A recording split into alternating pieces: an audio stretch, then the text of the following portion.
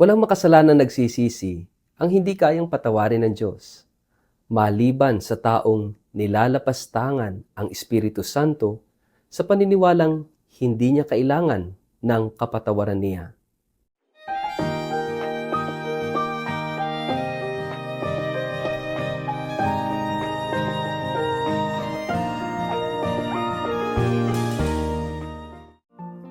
Ang mabuting balita ng Panginoon ayon kay San Marcos. Sinasabi naman ng mga tagapagturo ng kautusan na galing sa Jerusalem, sinasapian siya ni Beelzebul, nakapagpapalaya siya ng demonyo sa pamamagitan ng kapangyarihan ng pinuno ng mga demonyo. Dahil dito, pinalapit ni Jesus ang mga tao at sinabi sa kanila ang ilang talinghaga. Sabi niya, paanong mapapalayas ni Satanas ang kanyang sarili? Kapag naglaban-laban ang mga mamamayan ng isang kaharian, mawawasak ang kahariang iyon. Kapag naglaban-laban ang mga kaanib ng isang sambahayan, magkakawatak-watak ang sambahayang iyon. Gayon din naman, kapag kinalaban ni Satanas ang kanyang sarili at nagkabahabahagi ang kanyang mga kampon, hindi siya magtatagal at iyon na ang kanyang magiging wakas. Hindi maaaring pasukin at pagnakawan ang bahay ng isang taong malakas, malibang gapusin muna siya. Kapag siya'y nakagapos na, saka pa lamang mapagnanakawan ang kanyang bahay. Tandaan ninyo ito. Maaaring patawarin ng tao sa lahat ng kanyang kasalanan at paglapastangan, ngunit ang sinumang lumapastangan sa Espiritu Santo ay walang kapatawaran, sapagkat siya ay nagkasala ng walang hanggang kasalanan. Sinabi ito ni Jesus sapagkat sinasabi ng mga tao na siya'y sinasapian ng masamang espiritu.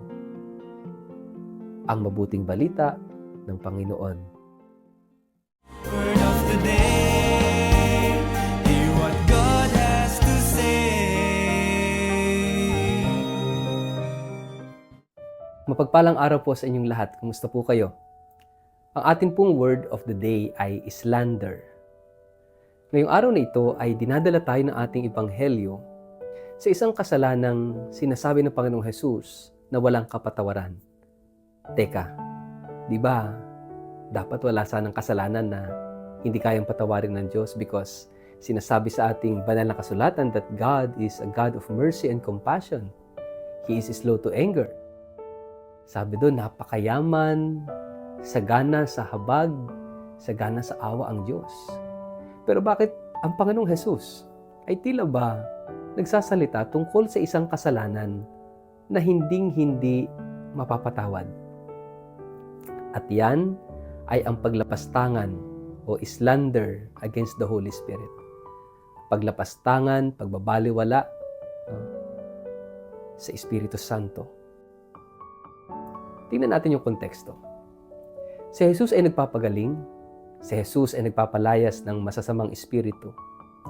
At sa halip na tingnan ng mga Pariseo, ng mga critics ng Panginoon, yung ginagawa niya as power coming from God, ano yung accusations nila sa Panginoong Jesus?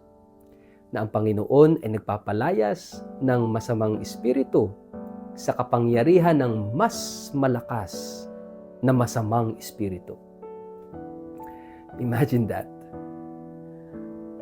Yung bang kanilang pinabubulaanan, kanilang nilalapastangan ang espiritong na kay Jesus, ang Espiritu Santo. At sinasabing ang Espiritu, ang kapangyarihan ng Panginoong Jesus, ay higit na masamang espiritu. Hindi mo ba't iyan ay napakalaking kalapastanganan? Kaya nga, ano po ba yung tinutukoy dito sa ating ebanghelyo? Yung mga sinaunang tao, hindi pa nila abot ng kanilang pangunawa ang ginagawa ni Jesus. Dahil sa pagiging sarado ng kanilang puso at isipan, lalo na nitong mga Pariseyong ito. Many of them are devil worshippers. Sumasamba sila sa mga espiritu. Kaya ano nangyayari? sila'y sinasaniban ng mga espiritong ito, espiritong ligaw, espiritong masasama. They are fallen spirits. They are fallen angels. No? At ganun ang tingin nila. Ang nakakalungkot, pati itong mga pariseyong ito, na supposedly, they are teaching about something different sa mga tao, inakusahan pa nila si Jesus that He is driving out demons because of the power of a more powerful evil spirit. Ano naman itong sinasabi ng Panginoon na paglapastangan o slander against the Holy Spirit? That attitude of the Pharisees, that attitude of the Jews, na hindi nila matanggap na si Jesus ay anak ng Diyos at siya'y nagpapagaling, siya'y nagpapalayas ng masamang espiritu sa kapangyarihan ng Diyos sapagkat siya ay Diyos. Yung sinasabi ngayon sa panahon natin, paano ba tayo pwedeng mahulog sa kasalanang ito against the Holy Spirit? If we believe that we don't need the Holy Spirit, that the Holy Spirit is not necessary, na hindi natin kinakailangan humingi ng kapatawaran sa mga kasalanan dahil una, hindi naman kinakailangan dahil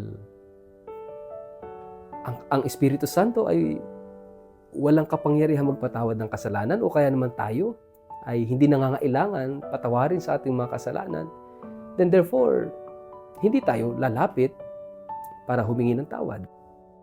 Then, paano tayo mapapatawad? Kaya nga ito'y sinasabi ng Panginoon na kasalanan laban sa Espiritu Santo.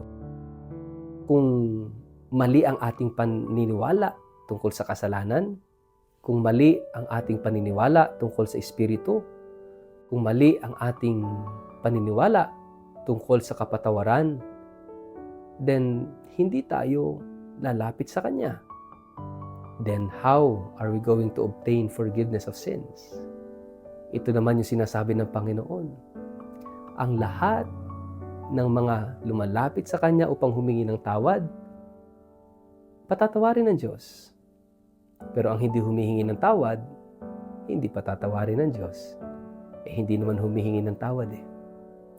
Yung hindi paghingi ng tawad, yon ang kasalanan laban sa Espiritu Santo. It is also a way of saying lahat ng kasalanan kayang patawarin ng Diyos. Lahat ng kasalanan kayang patawarin ni Jesus. Pero kung hindi tayo hihingi ng tawad, then hindi tayo mapapatawad. That is the sin against the Holy Spirit. Kaya nga mga kapatid, napakahalaga na magkaroon tayo ng self-introspection. Yung pagtanggap natin at paniniwala that we all need the mercy and forgiveness of God. Lahat tayo nagkasala and we need God's forgiveness. At kinakailangan natin ang kapangyarihan ng Espiritu Santo para patawarin tayo, para linisin tayo, para ibalik tayo sa wangis ni Jesus, sa wangis ng Diyos. Kaya nga mga kapatid, magandang tingnan natin, ano ba yung mga masamang espiritong umaalipin sa atin, sumisiil sa atin?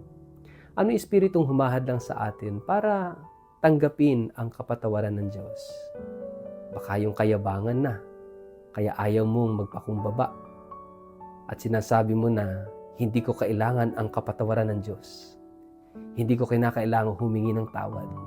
Baka yabang na, espiritu na ng kayabangan ang sumasanib sa atin. O kaya naman sasabihin natin na, di bali nang mapunta ng impyerno, hindi kita mapapatawad kapag dumating na tayo sa ganyang punto ng buhay. Aba, ay yabang na yan. Masamang espiritu na ang sumasanib. Yung mensahe ni Jesus ay mensahe ng pagpapalaya sa atin. And there is only one way for us to be free from the bad spirits, the evil spirits, and that is forgiveness. yung mga taong sinasapian, yung mga taong naaapektuhan ng mga masasamang espiritu are those living in sin and those people na ayaw tanggapin ang kapatawaran mula sa Diyos. Mga kapatid, God is a God of mercy. God is a God of compassion. At walang kasalanan na hindi kayang patawarin ng Diyos. As long as there is sincerity in our hearts na tayo ay bumabalik sa Kanya at nagbabalik loob sa Kanya. Huwag matakot. Huwag manghinayang. Huwag magduda. Paniwalaan ang habag, pag-ibig at kapatawaran ng Diyos. Sa ngalan ng Ama at ng Anak at ng Espiritu Santo. Amen. Ama naming Diyos, salamat sa pagmamahal mo. Salamat sa biyaya ng kapatawaran na dulot mo sa pamamagitan ni Jesus na aming Panginoon. Iligtas mo kami, huwag mo po kaming pababayaan. Amen. Pagpalaan po kayo at ingatan ng makapangyarihang Diyos, Ama at Anak at Espiritu Santo. Amen.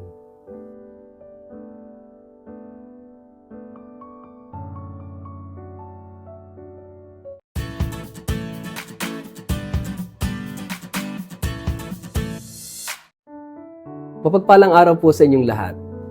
Inaanyayahan ko kayo na makibahagi sa isang natatanging pilgrimage sa Eastern Europe bilang bahagi ng Jubilee of Hope.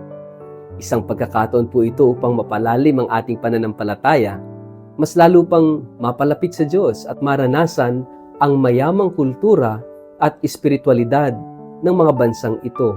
Ang mga tampok na lugar na atin pong bibisitahin, unay ang Sanctuary of the Divine Mercy at Shrine of St. John Paul II sa Poland.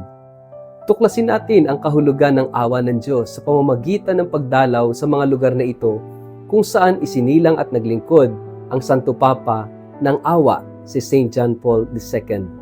Pangalawa, ang debosyon sa Infant Jesus of Prague o Santo Niño de Prague na matatagpuan sa Czech Republic. Palalimin natin ang pananampalataya sa pamamagitan ng debosyon sa banal na sanggol na si Jesus, na kilala sa pagpapagaling at pagbibigay ng mga biyaya. Ikatlo, yung Marian devotion sa Medjugorje sa Bosnia and Herzegovina. Damhin po natin dito yung kapayapaan at mga mensahe ng mahal na Birheng Maria sa lugar na ito ng debosyon at mga himala. At marami pang mga simbahan at santuaryo sa Austria, Czech Republic, Slovenia, Croatia at Bosnia and Herzegovina. Bisitahin ang mga makasaysayang simbahan at santuaryo na puno ng kagandahan, sining at espiritual na kahulugan. Bakit nga ba dapat mong sumama? Dahil una, ito'y isang bihirang pagkakataon upang mas lalong mapalapit sa Diyos sa pamamagitan ng panalangin at pagninilay. Makasama ang iba pang mga mananampalataya ang nagnanais na lumago sa kanilang espiritual na buhay. Siyempre, ikatlo, tuklasin ang mayamang kasaysayan, kultura at pananampalataya ng mga lugar na ating bibisitahin. At para po sa mga interesadong sumama, agad na makipag-ugnayan po sa 0917-5860141 o 0917-823-8461. Huwag po nating palampasin ang natatanging pagkakataong ito upang maranasan ang biyaya at inspirasyon ng Jubilee of Hope. Halina po at maglakbay, magdasal at magdiwang ng pananampalataya natin sa Diyos.